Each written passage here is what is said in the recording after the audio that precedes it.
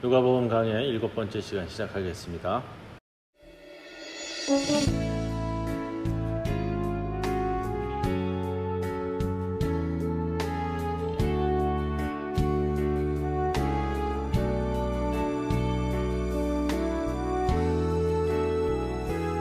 나의 힘이 되신 여호와여, 내가 주님을 사랑합니다. 주는 나의 반석이시며 나의 요새시라. 주는 나를 건지시는 나의 주, 나의 하나님, 나의 피할 바위시요 나의 방패시라. 나의 하나님,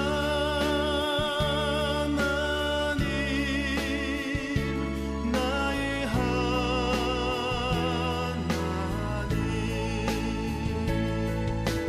구원의 뿌리시요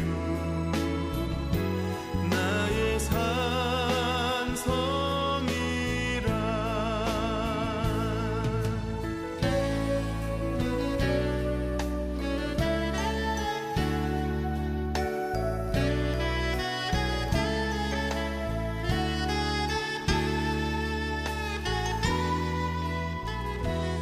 나의 생명이신 여호와여, 내가 주님을 찬양합니다.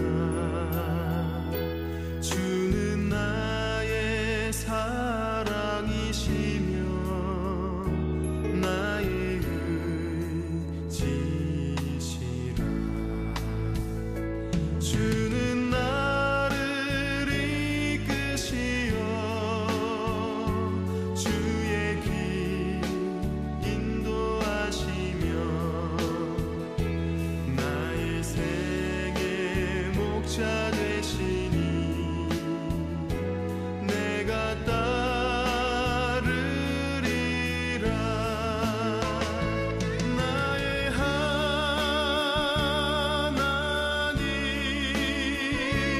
나의 하나님,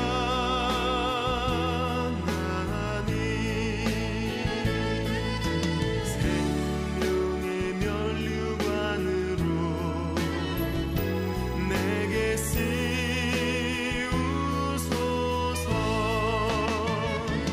나의 하나님,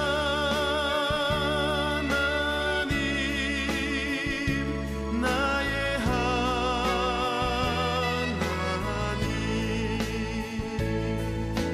그는 나의 여호와, 나의 구세주, 나의 구세주.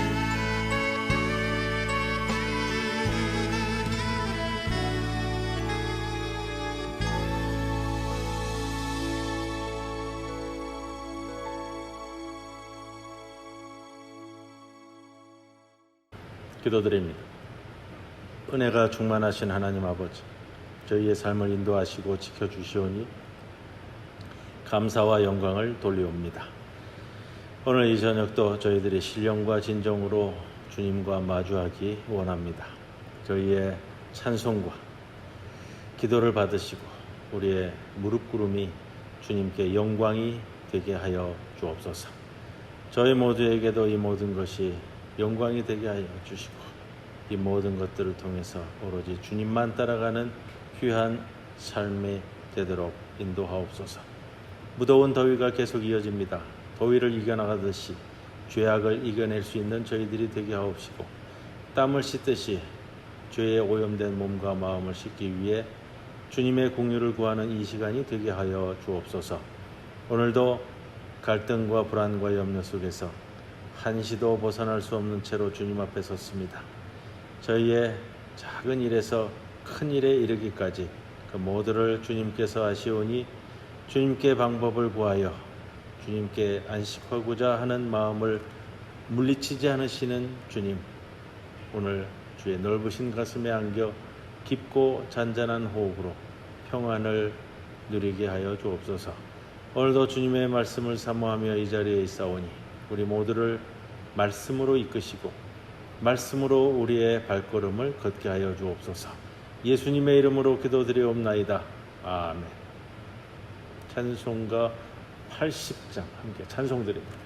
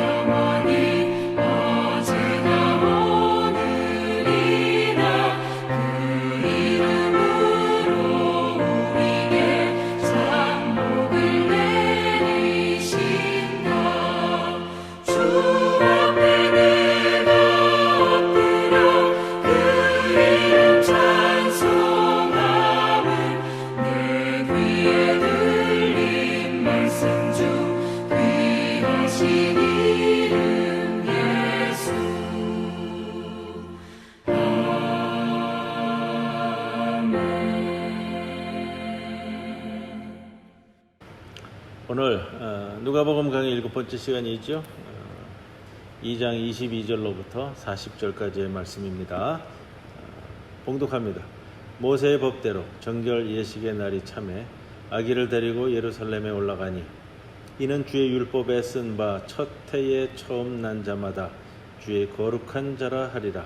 한대로 아기를 죽게 드리고 또 주의 율법에 말씀하신 대로 산비둘기 한 쌍이나 혹은 어린 집비둘기 둘로 제사하려 함이더라.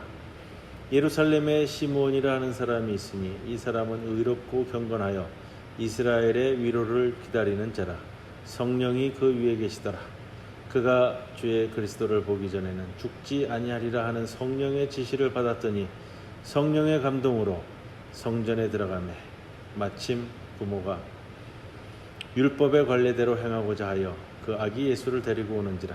시므온이 아기를 안고 하나님을 찬송하여 이르되 주제여 이제는 말씀하신 대로 종을 평안히 놓아주시는도다. 내 눈이 주의 구원을 보았사오니 이는 만민 앞에 예비하신 것이요 이방을 비추는 빛이요 주의 백성 이스라엘의 영광이니이다 하니 그의 부모가 그에 대한 말들을 놀랍게 여기더라. 시몬이 그들에게 축복하고 그의 어머니 마리아에게 말하여 이르되 보라 이는 이스라엘 중 많은 사람을 패하거나 흥하게 하며 비방을 받는 표적이 되기 위하여 세움을 받았고 또 칼이 내 마음을 찌르듯 하리니 이는 여러 사람의 마음의 생각을 드러내려 함이니라 하더라. 또 아셀 지파 바누엘의 딸 안나라 하는 선지자가 있어 나이가 매우 많았더라. 그가 결혼한 후 7해 동안 남편과 함께 살다가 과부가 되고 84세가 되었더라. 이 사람이 성전을 떠나지 아니하고 주야로 금식하며 기도함으로 섬기더니 마침 이때에 나와서 하나님께 감사하고 예루살렘의 속량을 바라는 모든 사람에게 그에 대하여 말하니라. 주의 율법을 따라 모든 일을 마치고 갈릴리로 돌아가 본 동네 나사렛에 이르니라. 아기가 자라며 강하여지고 지혜가 충만하며 하나님의 은혜가 그의 위에 있더라. 아멘. 오늘 7번째 시간이죠. 오늘은 예수님의 정결 예식인데 오늘 22절로부터 40절까지의 말씀 함께 상고합니다. 자, 우리가 지난 시간에는 누가복음 2장 1절에서 5절까지 로마 제국의 인구 조사에 따라서 마리아 부부가 베들레헴을 여행하는 것이 소개되었습니다. 이거 좀 비슷합니다. 유다교 율법 준수 덕분에 예루살렘 여행이 소개되고 있습니다. 이 두 부부가 아기를 데리고 이제 베들레헴에서는 이제 엄마가 아기를 가진 채로 갔었고요. 오늘 예루살렘에는 아이와 함께 예루살렘을 방문하는 또 그만큼 유다교 율법에 충실하였던 이 두 부부의 모습을 볼 수가 있습니다. 자, 재미있는 표현은 그거예요. 22절에서 24절에 율법이라는 단어가 3번 언급됩니다. 22절에 모세의 법대로, 23절에 이는 주의 율법에 쓴 바, 24절에 또 주의 율법에 말씀하신 대로, 이렇게 율법이라는 단어가 3번 쓰이고 있죠. 성경을 보시면 그대로 되어 있고요. 자, 뒤에 이어 25절로부터는 또 3번 반복되는 단어가 있습니다. 그 단어는 성령입니다. 제가 봉독합니다. 25절에 보세요.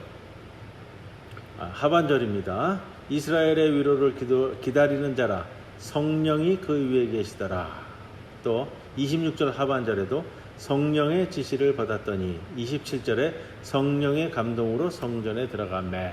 이처럼 율법 3번, 그 다음에 성령 3번을 의도적으로 누가복음서 기자가 배치하고 있다, 이렇게 보여질 정도입니다. 왜냐하면 반복적이고 또 동수 3번으로 같기 때문에 이것은 율법과 성령 이 두 개를 통해서 율법을 대표하고 있는 유대교와 성령을 대표하고 있는 예수님이 순조롭게 연결하기 위한, 예수님과 유대교를 순조롭게 연결하고 있는 누가의 세심한 배려가 아니냐, 이렇게 볼 수가 있습니다. 또 앞에서 말씀드린 것처럼 율법 정결 예식을 따라 요셉과 마리아가 예루살렘에 올라가는 것은 그만큼 유다교 율법에 충실한 부모다라는 것을 일러주고 있습니다. 예루살렘 성전은 또 앞으로 계시의 장소이고 예수님이 가르치시는 곳이 될 것이고 또 제자들이 12제자가 활동한 장소가 될 것입니다. 그만큼 누가에게나 아마 중요한 장소로 이미 제시되는 거고요. 자, 레위기 12장에 따르면 산모는 정결을 위해 예물을 바쳐야 했습니다. 정결 예식을 따랐는데 산모가 신생아를 곁에서 보호하고 싶겠지만 산모가 정결을 위한 이 예식 여행에 꼭 아이를 데려갈 필요는 없었습니다. 그러나 정결 예식은 목적은 산모를 위한 것인데 아기 예수가 성전을 방문하는 것을 더욱더 큰 의미로 잡고 누가복음은 서술하고 있다, 이렇게 볼 수가 있고요. 그렇기 때문에 마리아의 정결 예식보다는 아기 예수가 더 중요한, 하나님과의 관계에서의 아기 예수가 더 중요한 사건, 강조된 부분, 이렇게 볼 수가 있습니다. 원래 이 정결 예식은 산모를 위한 정결 예식은 양 한 마리를 바치는 거였어요. 그러나 오늘 본문에 보면은 24절에 가난한 산모는 산비둘기 한 쌍이나 어린 집비둘기 2마리를 바쳐도 되었습니다. 레위기 율법이 그렇게 견고하게 아주 융통성이 없는 것이 아니었습니다. 정해진 법에 따라서 양 한 마리를 바칠 수 있지만 형편이 되지 못하는 사람은 산비둘기나 집비둘기로 대신하여 바칠 수 있는 그런 융통성은 얼마든지 있었다. 왜냐? 율법은 사람을 살리는 것이지 죽이는 것이 아니기 때문에 그렇습니다. 시몬과 한나가 등장합니다. 시몬은 위로를 기다리고요. 안나는 구원을 기다리는 유다인의 예언자로 오늘 본문에서 소개되고 있습니다. 안나를 소개하는 38절에 예루살렘의 속량 이렇게 번역하고 있지만 속량보다는 속죄, 구원 또는 해방으로 번역하는 것이 오히려 조금 더 의미로 살릴 수 있을 것 같아요. 이스라엘의 해방을 가져다 줄 구세주를 기다리는 예언자의 대표적인 모습. 남자 예언자인 시몬은 위로를 기다리고 여인은 구원, 해방을 바라는 것이다. 누가복음서 기자의 특징으로서 말씀을 드렸습니다. 남자가 나오면 여자가 나오고 여자가 나오면 남자가 나오고 이렇게 반복적으로 배치한다. 마리아를 배치했고요. 그 다음에 요셉을 배치했고요. 이렇게 반복적으로 이루어진다. 오늘 시몬이라는 남자 예언자, 한나라는 여자 예언자를 배치를 하고 있습니다. 유대교 율법상 아들을 낳은 산모는 40일간 깨끗한 상태가 아니었습니다. 레위기 12장 2절 이하의 말씀인데, 그렇다면 이 산모는 부정하기 때문에 바깥 출입이 금지됐습니다. 40일이에요. 아들을 낳았을 때 40일인데 그럼 딸을 낳으면 며칠일까요? 딸을 낳으면 80일. 왜 딸을 낳으면 80일 부정하고 아들을 낳으면 40일 부정하다고 했을까? 고대 사회에서의 그 남녀 차별에 대한 내용을 그대로 품고 있는 거예요.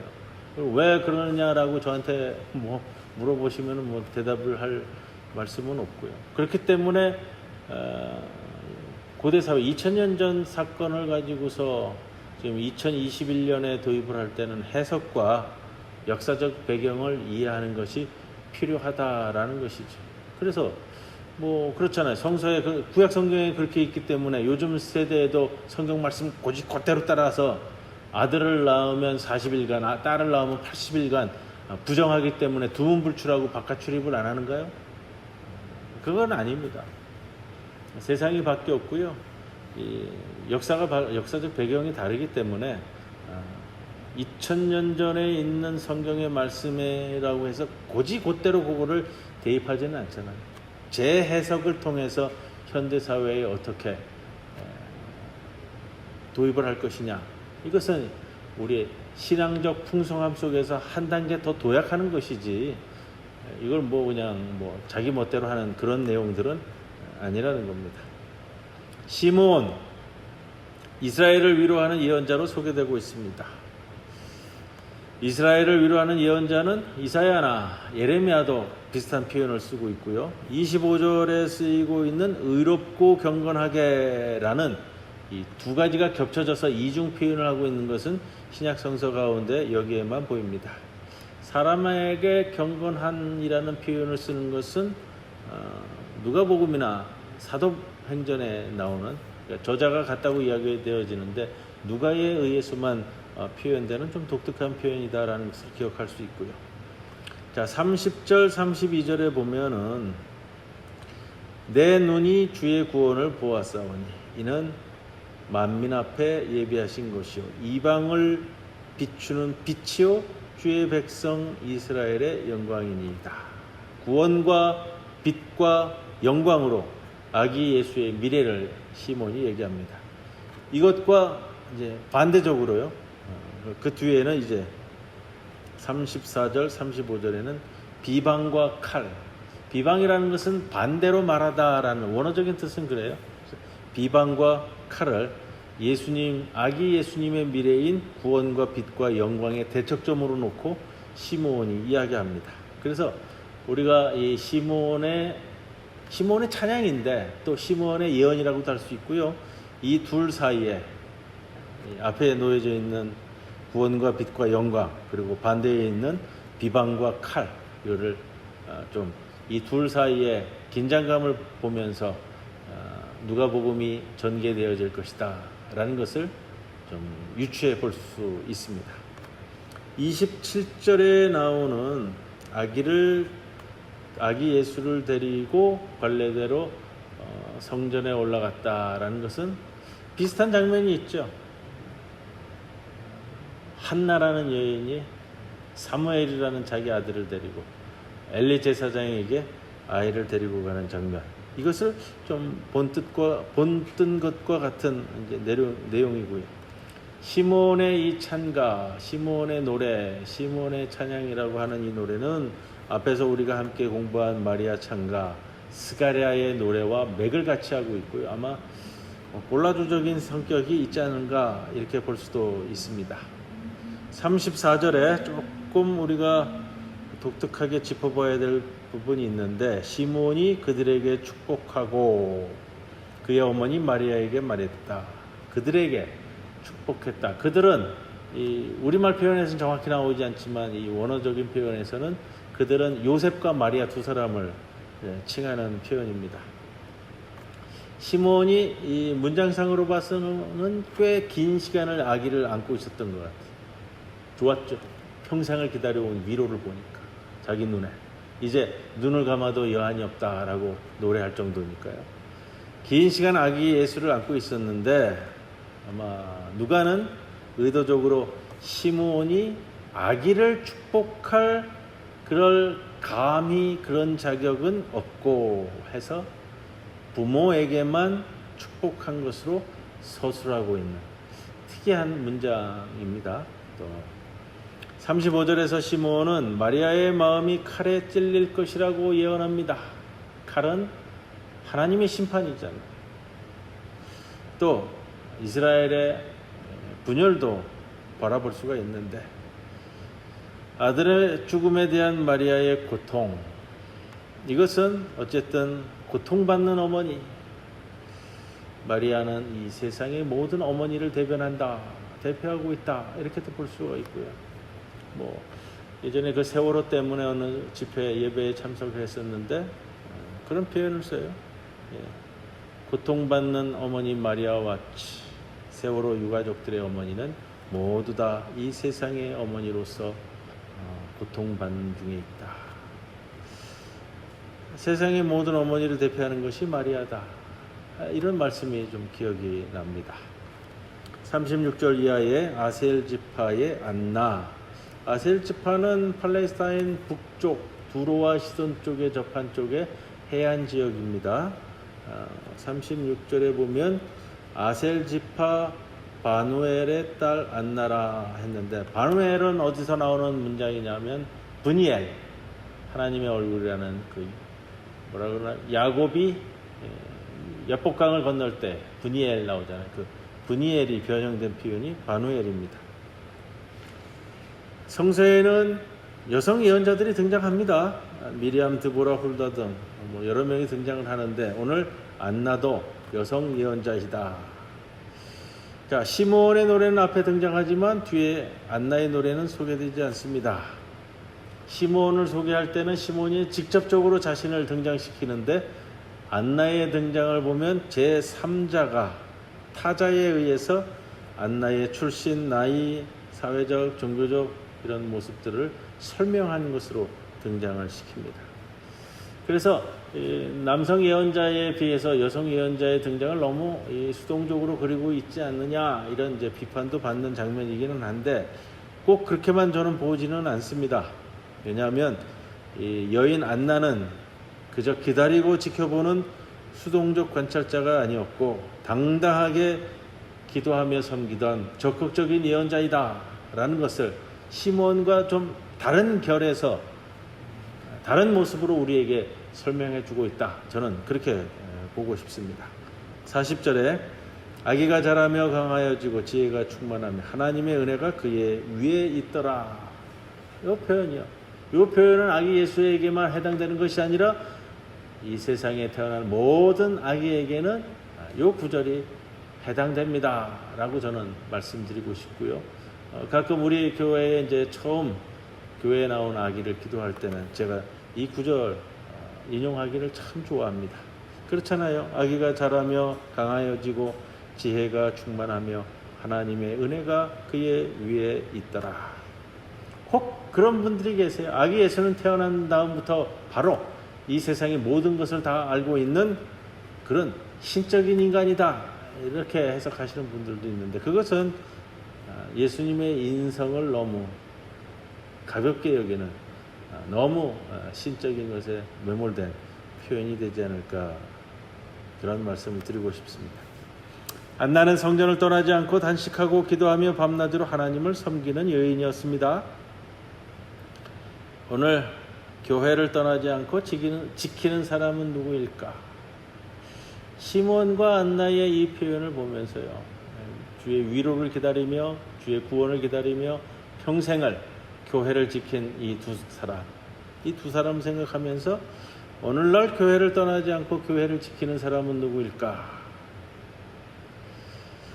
오늘 우리도 구원을, 위로를, 해방을 기다리고 참여하는 안나와 시몬처럼 용감하게 교회를 지켜나가야만 할 것입니다. 누가복음서 기자인 누가는 예수님의 부모가 율법에 충실한 유다인이고 아기 예수는 하나님과의 특별한 관계에 있고, 그리고 유다인이 고대하던 위로자와 구원자, 해방자가 예수라는 사실을 이 누가복음을 읽는 독자에게 전하고 싶었습니다. 예수님은 구원자이자 위로자이자 해방자입니다. 시몬도 안나도 바로 그러한 예수를 기다렸습니다. 그리고 우리의 그리스도교도 이런 구원과 위로와 해방을 위한 종교입니다. 오늘 이 말씀을 통해서 예수님의 구원자 되심, 또 해방자 되심을, 위로자 되심을 기다렸던 이 두 예언자를 통해 우리의 모습도 한번 점검해보는 귀한 저녁 시간이 되기를 주님의 이름으로 간절히 기원합니다. 찬송가 94장 찬송드립니다.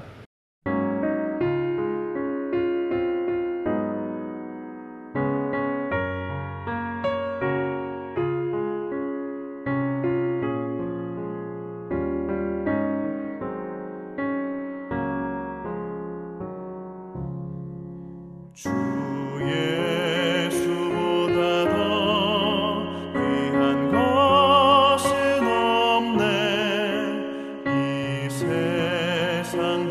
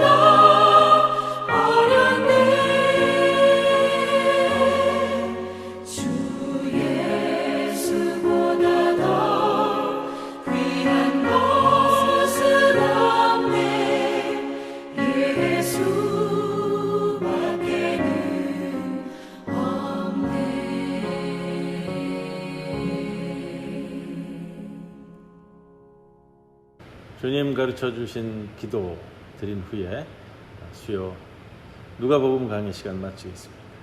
하늘에 계신 우리 아버지, 이름이 거룩히 여김을 받으시오며 나라의 임하옵시며 뜻이 하늘에서 이루어진 것 같이 땅에서도 이루어지이다. 오늘날 우리에게 일용할 양식을 주옵시고 우리가 우리에게 죄 지은 자를 사하여 준 것 같이 우리 죄를 사하여 주옵시고 우리를 시험에 들게 하지 마시옵고 다만 악에서 구하옵소서. 대개 나라와 권세와 영광이 아버지께 영원히 있사옵나이다. 아멘.